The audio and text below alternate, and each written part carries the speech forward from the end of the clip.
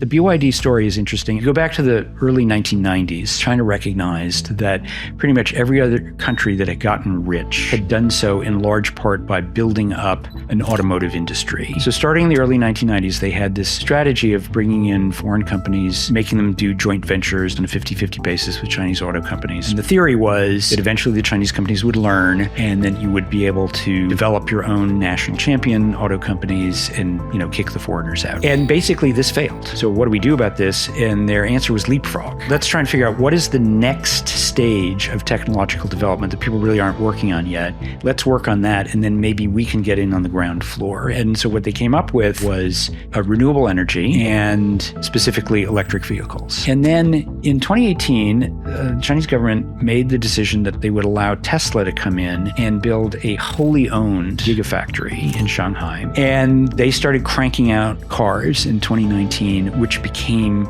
immensely popular. The Chinese companies by 2019 had gotten pretty good at the underlying technology of electric cars, specifically the batteries and then the software systems. But they were terrible at consumer design. They had not figured out how to make these appealing products that people would want to buy. And basically, they recognized that they had to up their design game. They went to Germany and loaded up on a lot of German car designers. And then by 2022 or so, they were able to compete with Tesla both on price and on quality.